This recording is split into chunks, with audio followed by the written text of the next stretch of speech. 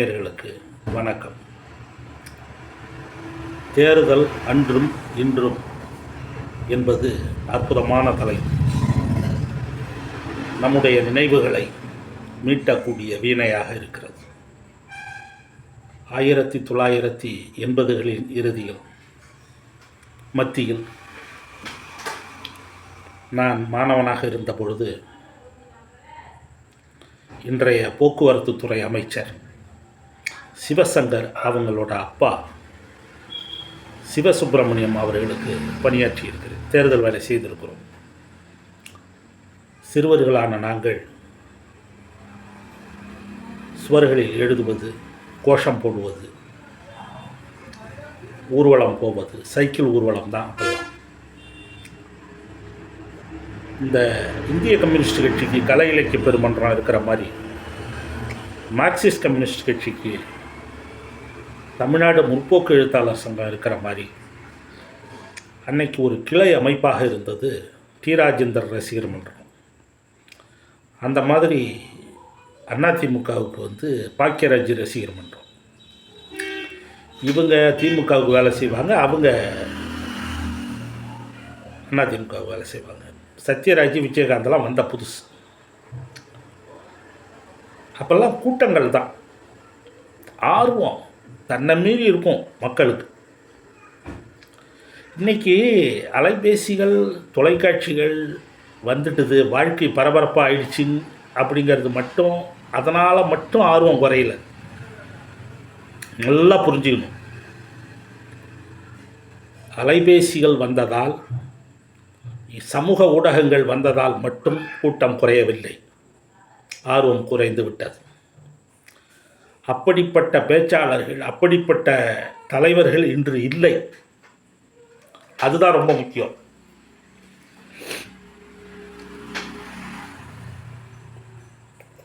பேச்சாளர்கள் super star மாதிரி இருந்தாங்க. காளிமுத்து, வெற்றி கொண்டான், வைகோ, பேராசிரியர், கலைஞர், இப்படி அதிமுகவுக்கும் திமுகவுக்கும் நிறைய பேச்சாளர்கள் இருந்தார்கள். அந்த கூட்டங்கள் நடக்கும் பொழுது மாற்றுக் கட்சியினர் கூட கேட்கக்கூடிய அளவுக்கு அந்த சொற்பொழிவுகள் மிக சிறப்பாக இருக்கும். அது ஒரு வேறு உலகம். எப்படி நேரம் போனது என்றே தெரியாது. கள்ளமிட்டாய் தான் வாங்கி கொடுப்பாங்க, வேறு எதுவுமே கிடையாது. டீ வாங்கி கொடுத்தாங்கன்னா பெரிய விஷயம். யார் டீ வாங்கி கொடுக்குறாங்களோ அவங்க தான் பெரிய ஆள். இன்னும் சொல்லப்போனால்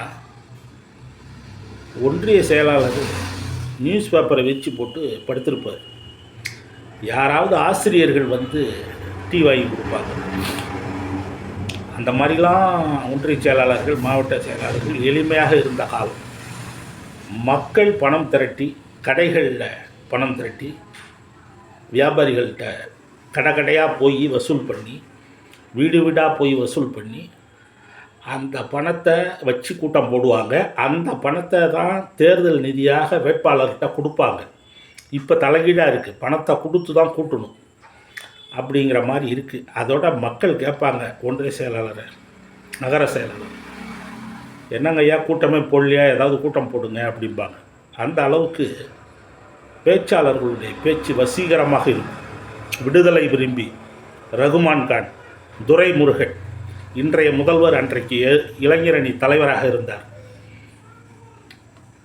1989 இரவு 3 மணி 4 மணிக்கு வந்தார். அதை அடுத்த நாள் பேசிக்கிட்டாங்க. பரவாயில்ல, அவங்க அப்பா மாதிரியே பேசுகிறாரு, நல்லா பேசுகிறாரு அப்படின்னு சொன்னாங்க. அப்போ தூர்தர்ஷனில் குறிஞ்சி மலர் அப்படிங்கிற தீபம் நான் பார்த்தசாரதி எழுதின நாவல், அதை நாடகமாக ஒளிபரப்புனாங்க. அதில் கதாநாயகனாக நடித்தார் மு.க. ஸ்டாலின்.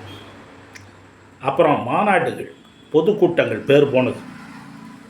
அப்போ திருச்சியில் நடந்த மாநாட்டில் உலகை குலுக்கிய புரட்சிகள் அப்படிங்கிற தலைப்பில் வைகோ பேசினார். எங்கள் வாத்தியார் பக்கா திமுக.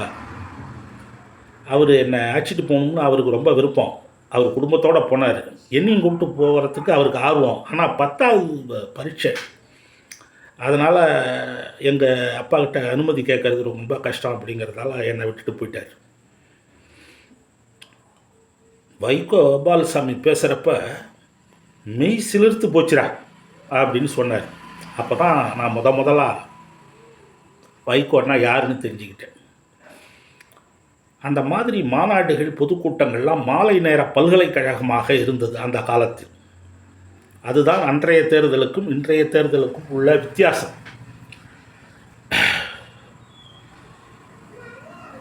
நல்லா புரிஞ்சுக்கணும். மொழிப்பற்றை வளர்ப்பதற்கு, நாட்டுப்பற்றை வளர்த்து கொள்ளுவதற்கு, உலக அறிவை பெறுவதற்கு, இந்திய அரசியல் வரலாற்றை தெரிந்து கொள்வதற்கு அன்றைக்கு பொதுக்கூட்டங்களும் மாநாடுகளும் உதவியாக இருந்தது. தேர்தலில் தக்காளி சாதம், ஒரு ரோஸ்ட்டு, டீ இதெல்லாம் வாங்கி கொடுக்கறது அன்றைக்கி பெரிய விஷயம். எதையுமே எதிர்பார்க்காம தான் நாங்கள்லாம் வேலை செஞ்சோம். பக்கத்தில் 25 கிலோமீட்டரில் கலைஞர் வராரு அப்படின்னா, மூப்பனார் வராருன்னா சைக்கிள்லேயே போவோம், லாரியில் போவோம். போய் இரவு முழுக்க கண் முழிச்சுக்கிட்டு அவங்க பேச்சை கேட்டுட்டு திரும்பி வருவோம். அப்படிலாம் இன்றைக்கு அப்படி இல்லை. சொந்த ஊரில் தலைவர்கள் வந்தாலே யாரும் போகிறதில்லை. அவங்களும் அந்த மாதிரி ஈர்ப்போட பேசுறதில்லை. அப்படிலாம் இருந்தது.